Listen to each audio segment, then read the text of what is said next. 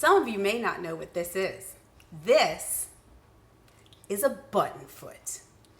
If you just learned how to sew a buttonhole for me, then you're probably wondering, come on, Nye, let's sew some buttons on. Yes, because sewing a button by hand is a pain. I know it is a pain in all the things. So we're going to teach you how to sew them on with this little foot that probably came with your machine. Go ahead and dig out that little bag of goodies that came with your machine, because I betcha there's a button foot in there. Let's go.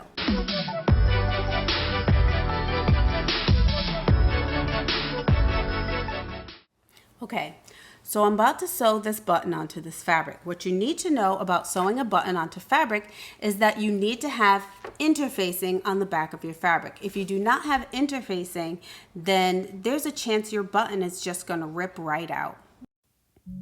Notes on interfacing. Interfacing is used to create a sturdier layer of fabric to sew on, which prevents ripping and fabric damage. It also assists with shape. You go ahead and try popping that collar if there's no interfacing in it. It ain't gonna happen.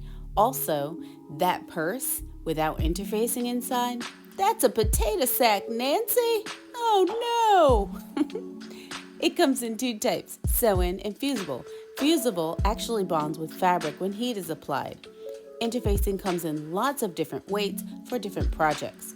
Pick the interfacing that closely corresponds to the fabric you're interfacing, or choose something sturdier depending on your project, or whatever level of sturdiness you desire for your item.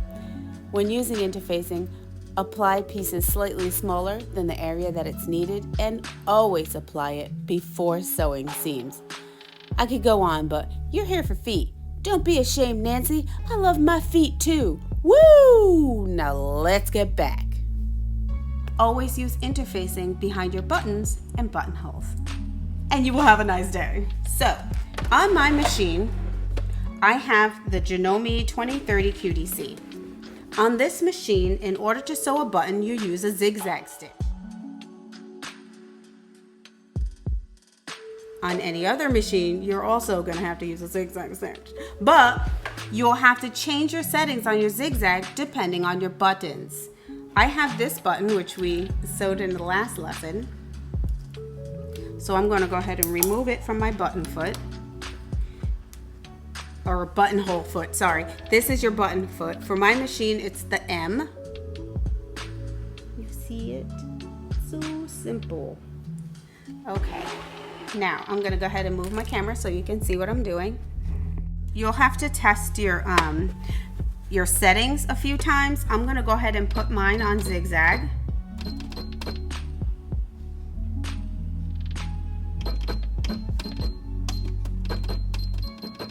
I have still the habit of pushing the wrong digital button when I'm trying to sew my when I'm trying to change the settings. So anyway, what you do is you put your button foot on like this. Okay, and now it has like a little ridge here to hold your button. So you want to put your button in that little ridge there. Oh, hang on. Nope, I put it on backwards. My bad. My bad. Okay, so you put your button foot on.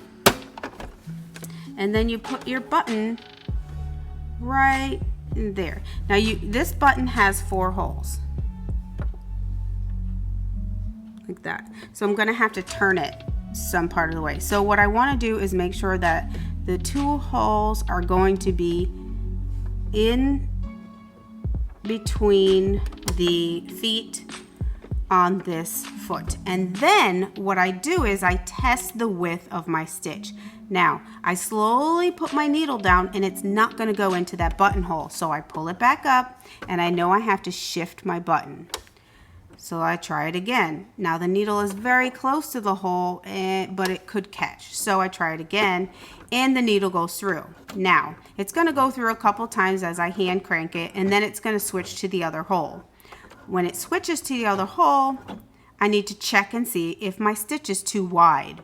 So I hand crank slowly and it hits a little too close to my button hole. So I pull it up and then I change my stitch width so as to check if the needle will go into my hole, and it will. So for this button, I know that 4.5 is gonna do it, okay? Now, for your stitch length, you want to bring it all the way down as low as you can. Mine goes down to 0.2. That tells me that my fabric or my feed dogs are not going to feed my fabric through as I sew. Otherwise, you're going to pop a needle because you're going to end up sewing right over that button because your machine is going to want to pull the fabric through. So now I have it and I can go fast. Done. Just a few times. And then what I do is I lift my foot up and I turn my button and I set my machine foot down, and then I test the holes again and I see that my button is not placed well. So I shift it and try again and wait for it to check the other hole, and then I see that that one is also not good. So I lift my needle up and shift my button slightly to see if it will work. Now, because the button or because the needle is slanted, sometimes it doesn't look like it's going to go in, but it will. So that's why you hand crank it slowly so you can see what you're doing. Now, I've done it a few times, pull my needle all the way up to release the thread, and now I have a button all set.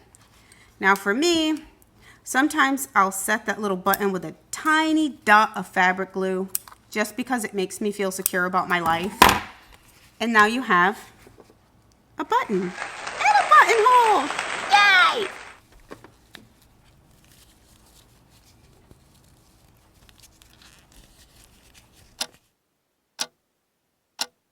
Win! Yay! So now you have a button and a buttonhole. How exciting is that? Now you can go out there and make all the blouses. And if you have ever watched the if you have ever watched the Chappelle Show, you know why I said blouses like that. Blouses. Sew all the blouses, y'all. Sew the things! And all the feet. Bye.